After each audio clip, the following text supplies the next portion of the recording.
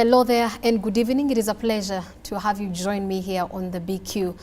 And today, you know, they've been going on the MadeInRwamda Expo that just ended this Thursday. And I realized many Rwandans have caught on the whole campaign. And question is around the whole issue is about the packaging. Many people have raised concern over the packaging and prices. And joining me in the studios today to help me understand the MadeInRwamda Expo and how Rwanda is doing as far as trade and industry is concerned is the Minister of Trade and Industry, Honorable Francois Kanimba. It's a pleasure to have you on the BQ. Thank you for the invitation. And congratulations. I have congratulatory messages from many people, including Mugisha Livingston, who say that you did a good job as far as MadeInRwamda is concerned. Of course, we're not leaving out some of the partners, PSF, and the entire staff of the Ministry of Trade and Industry. And it says it looks promising. We're seeing the loom of the light along the way. But my question here is, why now? Why has it taken you so long to actually consider a MadeInRwamda campaign or an expo like this? First of all, let me recognize that this message are very encouraging. Yep. Why now? In fact, when you look at the time it has been taking to mobilize this operation, we started actually 2 years ago to conduct a comprehensive study to understand how far we can go if we focus on some of the key enterprises in Rwanda and other producers. We can actually reduce significantly our import bill. The study was completed last year, and we started designing this MadeInRwamda campaign, which in itself is a very complex operation. Currently, we are conducting an expo which has been taking 5 days, but we have a program which is going to be rolled out from now up to end December, and every month you will be surprised we will have something new. It's a comprehensive program, and the way we are implementing it, we associated private sector, media, who we do believe have such capacity and expertise and skills really to implement such a program more efficiently. Very good. So, yes, it's too late, but not too late. I think a program which is appreciated is never ready. The only problem should be if it has never taken place. Very good. Minister, I had a chance to take a look at some of the stalls at the expo at Gikondo, and I didn't believe that some products actually are manufactured in Rwanda. Exactly. How come that we Rwandans, because that's the same impression I got from many people, that maybe many of them don't know the products that are manufactured in Rwanda. How far with as far as making the Rwandans, the entire Rwandan community know that such a product is here and you can also access it at particular price and all that, or both goods and services? That's a very important point, and I appreciate really the remark by the Rwandan community. We have a very serious problem. Our entrepreneurs, particularly those who have been in the business for a long period of time, who currently are running big operations, don't advertise what they produce. It's a very, very serious problem, and I hope that this MadeInRwamda campaign will be a kind of wake-up call to them. And we are even going to invest in this, as I told you. This MadeInRwamda campaign rollout program will take the whole year. And in the course of the process, there are key companies who have identified. We will somehow force or work with them to advertise and bring the information out there. We hope that by the end of the process in December, people will have realized the benefits of advertising what you produce, making a good marketing campaign.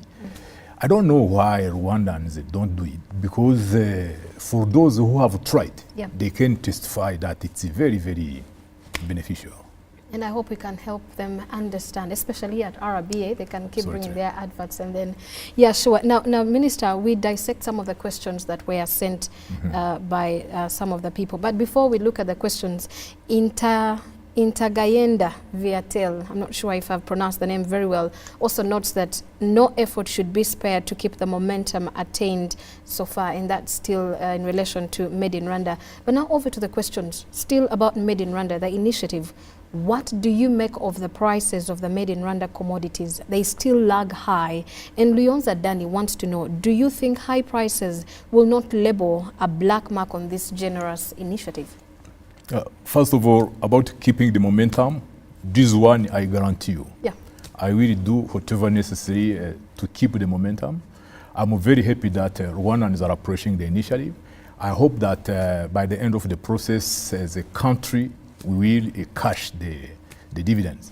So keeping the momentum, as I said, in the course of this year, apart from this expo, which has been lasting the last 5 days, we have a comprehensive program which will be rolled out for the whole year. Every month there will be something new.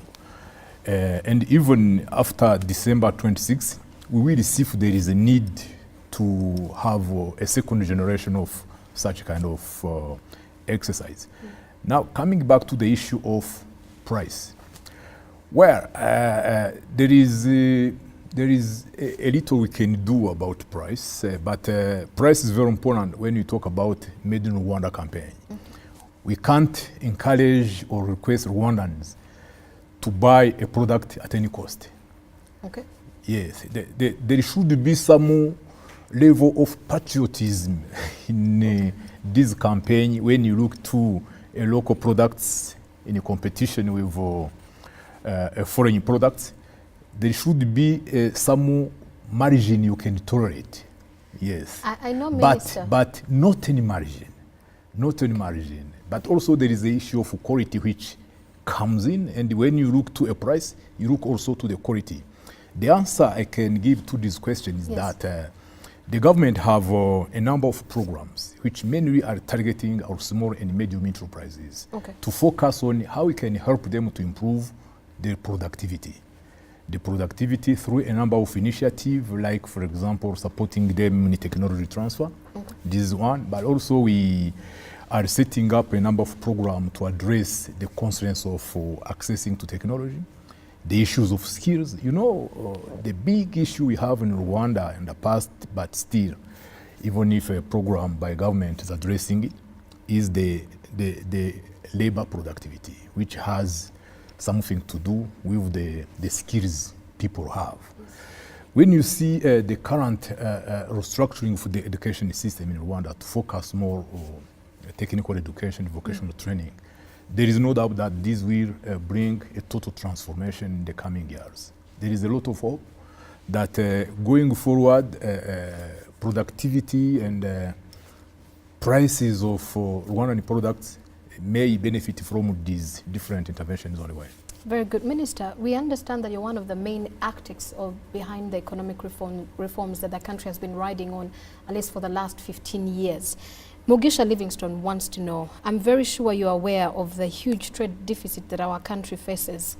Yes. What are some of the strategies that you have put in place to reduce this import-export gap? Thank you to recognize that I'm one of the architects of the reform in Rwanda. I think this has been a very collaborative effort, and I'm very happy having been a part of it, and we see a kind of dividends. The trade deficit in Rwanda is a major concern for the government, and I can tell you, since the time I've been joining the Ministry of Trade and Industry, it's a nightmare for me. And I can assure you, I've never spared any efforts to try to see what the country can do to address this issue in the long run. So we are conducting two parallel initiatives. The first one is how can we work with different institutions which are in charge of growing production in the sectors where Rwanda has the potential to increase and diversify the exports we are doing. So this program, now we have a very well focused national export strategy. It's a big program. I don't think I have a time to go into detail to appreciate really what is the content. One of the key elements, I think, the last few days, that there has been a lot of advertisement of it through the TV, the radio. It's about this export growth facility. You may have heard about it. It's just one example.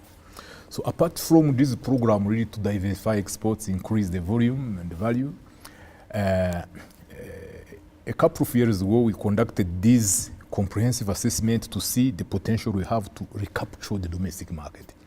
Recapturing the domestic market means where Rwanda may have a comparative advantage, we focused on there and increase production to substitute what now we are importing. Yes. We have a program, and it has been actually the basis of this Made in Rwanda campaign, because this program definitely showed us that if we focus on a number of products and sectors, in the medium term, we can save around $450 million from our import bill.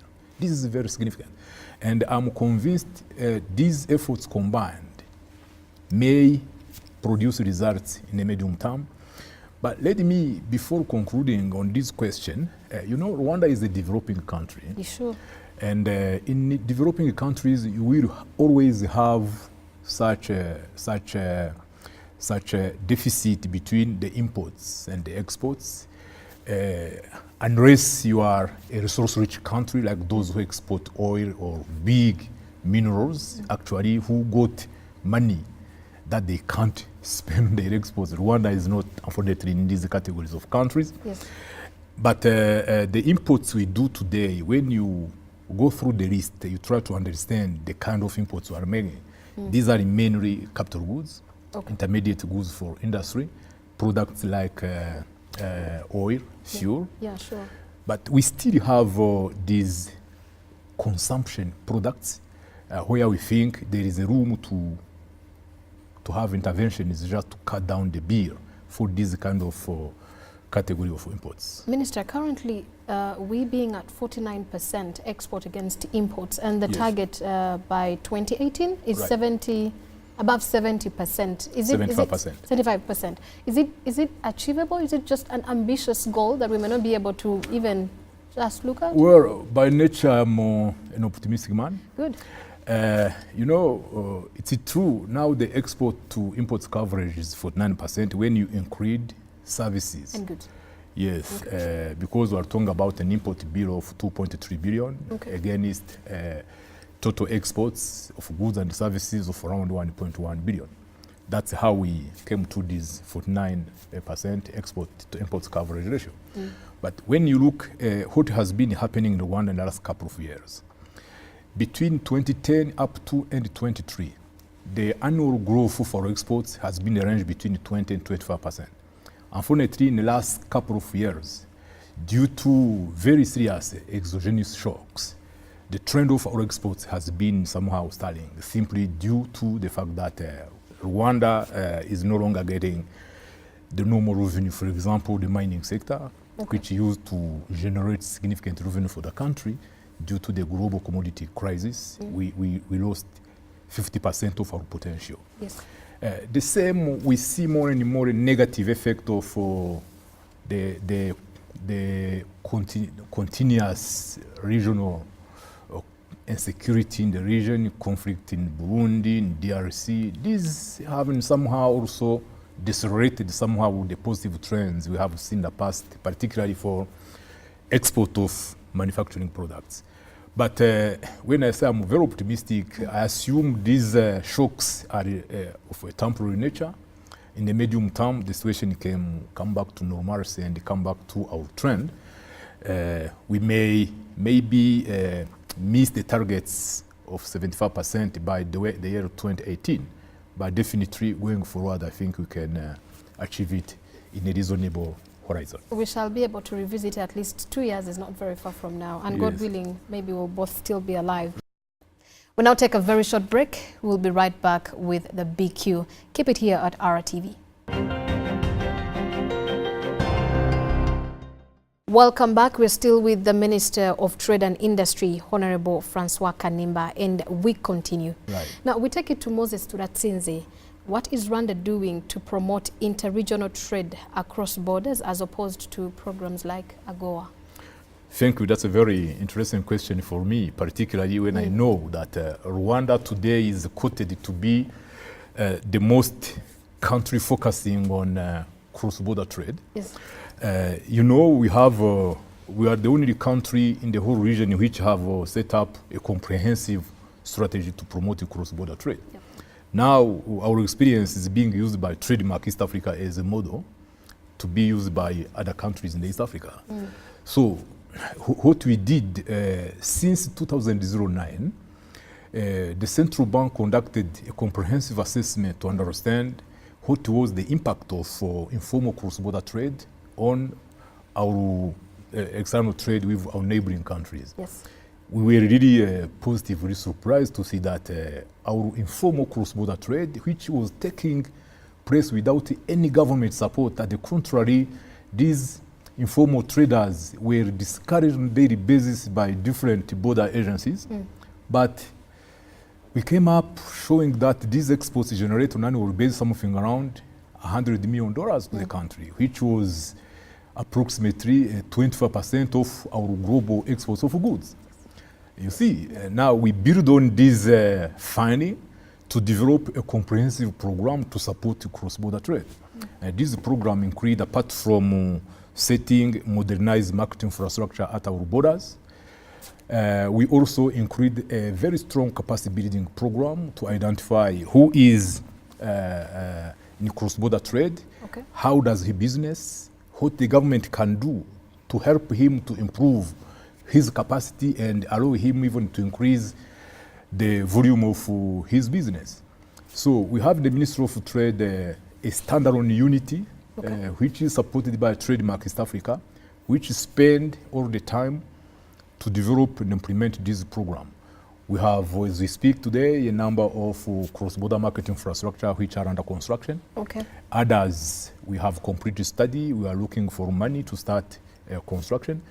But there is a huge program to build the capacity, particularly for women, who, you know, they are 74% of our informal cross-border traders. So we try to bring them and set up cooperatives and train them and even facilitate them to access capital to improve the way they do business. And I think this is yielding results now. Very good. Now there's another pertinent issue or factor, and that is research in any given business or even a country or an economy.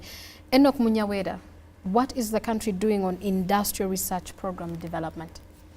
You may be aware that just last year, the government established a new agency under Ministry of Trade and Industry called NIRIDA. I don't know if you are aware about NIRIDA. This means National Industrial Research Development Agency.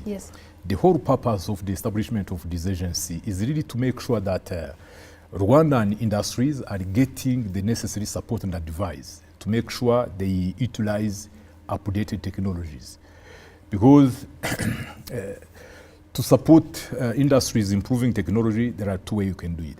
The first way is to go out there and see what should be the existing technology that you can just borrow from and support your enterprise to improve what they do. But the second one is to conduct also research based on our natural endowments to see if there is technology which can be used to add value to what we produce. So this new agency has this double mandate, and now what they are trying to do is really to understand the importance of the program, to set up a strategic plan. It was established only 6 months ago. We can't blame them. They have not yet really achieved a lot, but there is a lot of promise for the future. Very good. Now let me zero down on one of the sectors in our economy, and that is horticulture. Lucas Hanover says that Rwanda has set a very ambitious export target. Ethiopia, as a newcomer, is making a few comparisons, seems to do everything right. How will Rwanda compete, and which market is Rwanda targeting? Thank you. Horticulture, myself, I strongly believe this is an industry where Rwanda has a huge potential. Not only for vegetables, fruits, flowers, a lot of things can be exported from Rwanda to the global market and to the region. Already export to the region of horticulture products is taking place. When you look at the composition of this flourishing cross-border trade, it's mainly made of vegetables and fruits. But the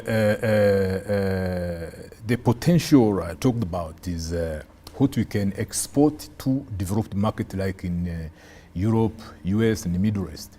There is a huge potential, but so far this potential has not taken up due to poor logistics infrastructure.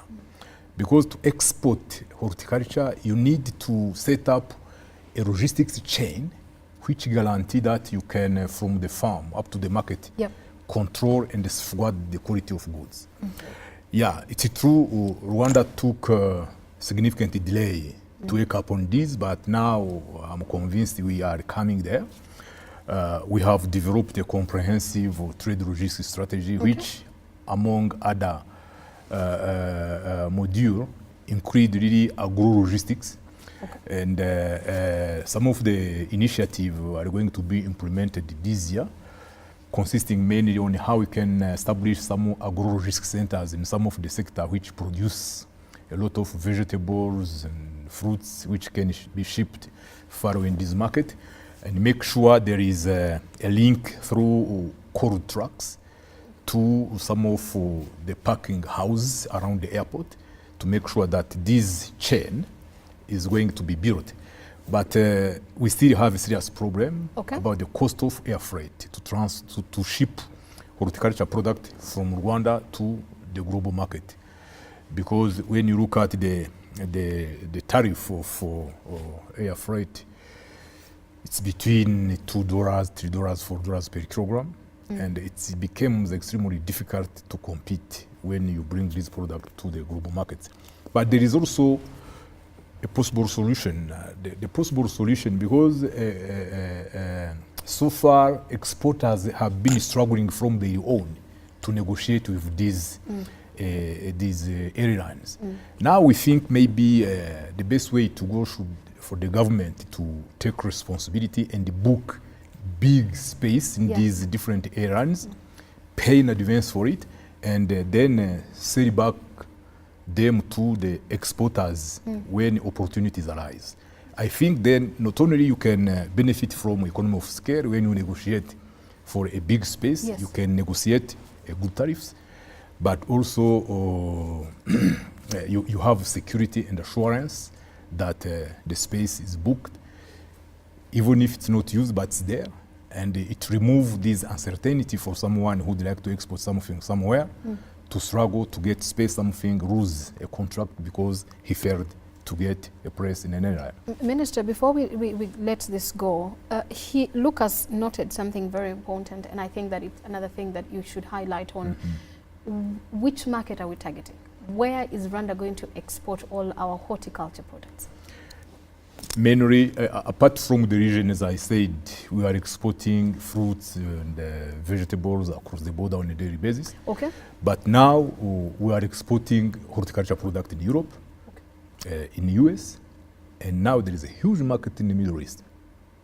Yes, there are even some distributors in Dubai and the whole Gulf countries who have been in touch with some of our exporters, and they are in the process of negotiating contract and see how they can implement that. Very good. Every now and then, you can't fail to talk about ICT, no matter the sector you're talking about. It looks to have intertwined. And there's this lady, Lucy N. Babazi, very passionate about cashless economy and ICT. And she's first congratulating you for taking the lead in bringing cashless to the fuel sector. Yes. So she's putting out her congratulatory messages. However, there is a slow growth of cashless among businesses, and mostly they believe that RRA will intrude with digital. What are your thoughts on that? Well, I think we should be more optimistic when we see what has been going on the last 4 years. You see, first of all, I have to recognize and maybe even confess, because I have been the governor of the central bank for almost 10 years, between 2002 up to 2011.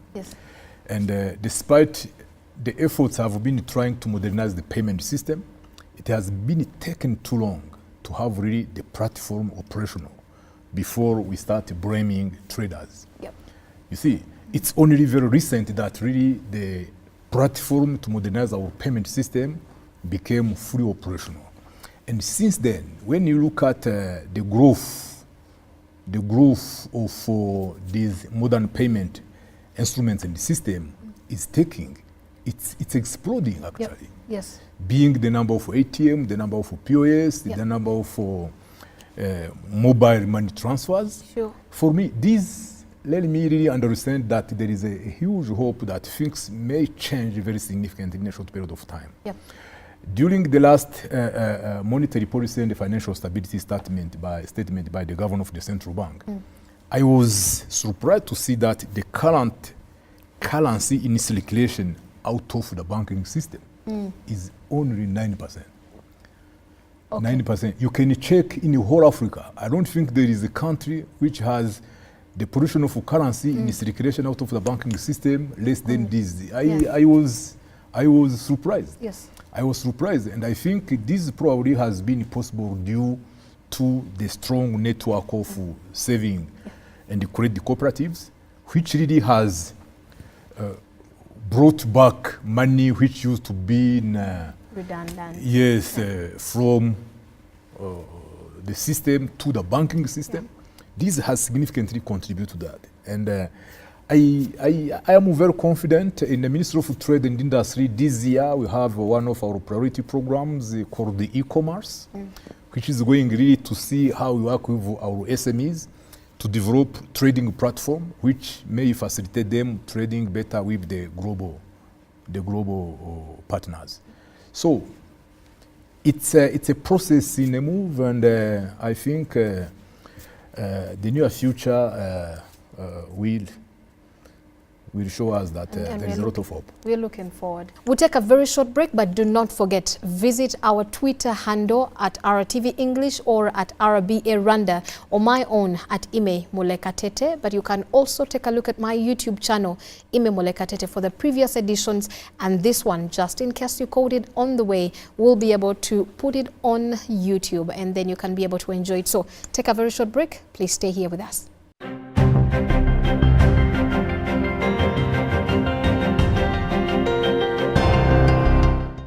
Now over to Numuri Zelidia, where she notes that you're one of the most experienced economists in the country. And I think she banks on the fact that you were the principal economist at the World Bank in the 1990s, 95, 2000. Yeah, way back. And she says that you did well to coordinate the World Bank operations in Rwanda in the areas of macroeconomic management and private sector development. And you know the strength and the concrete contribution of SMEs to job creation. What is your ministry doing to give a more coherent platform for SMEs, as most of them are oppressed and outcompeted on the market by these giant companies who have been in the market for a while? How are you helping these SMEs to grow and not lose out? Yeah, that's a very interesting question as well, and I'm very happy because since the time I joined the Ministry of Trade, that was in 2011. It was at a time when the government has just approved a policy to promote small and medium enterprises, and I had the burden to implement the government policy. And since that time, if you see the current ecosystem we have been establishing in the country to support small and medium enterprises, it's simply tremendous. I'm talking about, for example, this establishment of business development funds, which are now established in every district.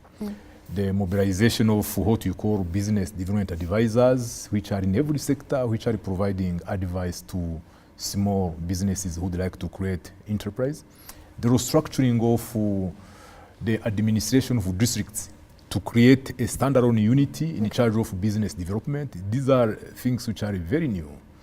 And at the ministry, we have now established what we call an SME forum. This was done after a comprehensive assessment of the status of our small and medium enterprises in different sectors, where we came up with a mapping of these SMEs in different sectors and developing the SME cluster development strategy. Now, every quarter, there is a meeting where all the stakeholders are brought together in every sector to check what is going wrong, what is going well, how can we build synergy and complement efforts to improve. This, in my view, is something which is on a daily basis having some strong improvement. But the most important part of your question is how do we SMEs compete with giants giant which companies, have been established? Well, this is a problem which is not specific to Rwanda. Yeah, sure. It's a general problem everywhere. But you will be surprised. Sometimes SMEs are more competitive than big giants. Yeah. But the best way really to avoid such conflict is how do we establish working relationship and the linkages between SMEs and these big giants to make sure big giants also contribute to the growth of small and medium enterprises. Okay. That's exactly what we are trying to do through a number of ongoing programs to organize domestic commodity value chain.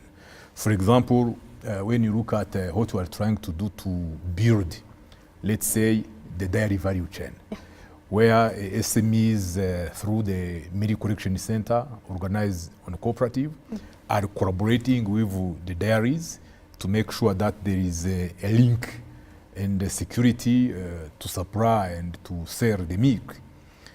So these kind of efforts actually contribute to build positive working relationship between small and big, yes, and avoid such kind of negative competition.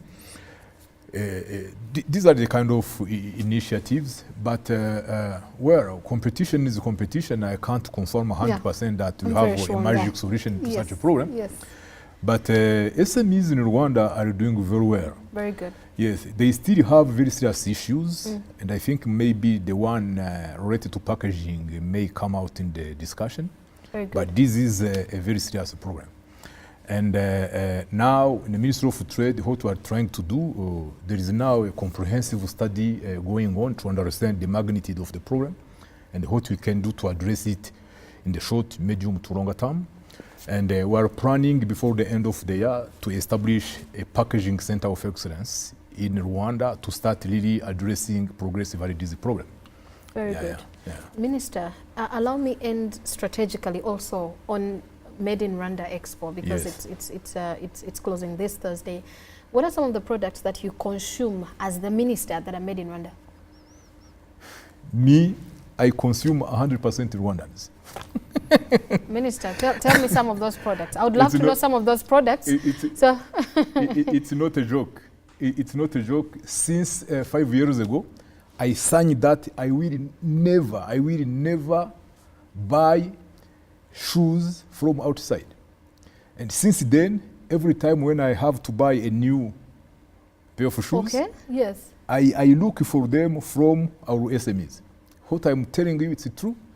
Sometimes I'm disappointed because I put an order to get a pair of shoes. I spent 3 months without getting it. That is the problem. And how are we because if we are all like you, if we all decide, Minister... I'm never discouraged. Okay, if we all decided... I'm never discouraged. If we all made orders for that... Yes. You took 3 months, which means I would take 10 months or even more if we are all making orders. How do you think we are going to be able to solve that? This is going to be one of the incentives. If you do that, you will be surprised. These SMEs will organize themselves to be able to meet the demand. Very the good. problem today, maybe they got orders of 2-3 pairs per month, and so they are not incentivized to invest. They don't have even the means. Yes. But I think this ongoing campaign will bring such kind of solution, because now I think people are waking up. Even these SMEs, sometimes they have been frustrated, feeling that they are in such a kind of isolation. No one think about them. And they have been behaving in such a way, they are abandoned. Yep. Now the spectrum of opportunity is changing. You know, particularly for the leather made products or the textile, because these are sectors during the last 3 months, a very comprehensive campaign and dialogue with the operators in these industries have been conducted. Now we are really organizing to start a very strong program for change, and you will see some of them before the end of the year. Very good. Let me end with this one still about Made in Rwanda. Emmanuel, Rwanda is exporting many cars, okay? Is there any hope that one day Rwanda will be able to manufacture cars on its own? And he gives an example that Uganda they say manufactured or made or assembled, one of those issues, a bus that uses solar energy. Yes. Is there a hope that we shall be able to manufacture as Rwanda a car? Why not? Let me start by your first statement, yes, saying that Rwanda is exporting many cars. Yes. I was not very aware about that, but I know that some of the established distributors of cars in Rwanda re-export some of the cars in neighboring country, particularly a company like Akagera and others. You see, when you have such kind of business, if, for example, these big manufacturers of cars realize that there is a possibility to establish in Rwanda and they will distribute these cars, not only in Rwanda but also in neighboring countries, that's how a decision to establish an assembly unity in a country start to take place. And probably the next step is going to be, instead of just importing finished cars, re-exporting here, establish an assembly unity here to manufacture these cars and re-export in the region. That's, I think, what Uganda is doing. That's what Kenya is doing. Yep. Both of these countries are not really manufacturing in the sense of manufacturing. Yes. They are just assembling. Yes. They are just assembling, and I hope Rwanda will be part of this process in the future. Thank you so much for your time, Minister. Thank you. And that seems to do it for the BQ. Thank you so much for your questions. I never fail to recognize your contribution to the BQ. I am Imi Mulekatete Kalema. Be well and be blessed, but do not forget, go to my YouTube channel for the previous editions, or for this particular edition, if you caught it in the middle, my YouTube channel, Ime Mulekatete, or my Twitter handle, Ime Mulekatete, or the one for RBA Rwanda, or the one for RTV English, and you get to know more of the details or any other update about the BQ. Be well and be blessed. Bye-bye.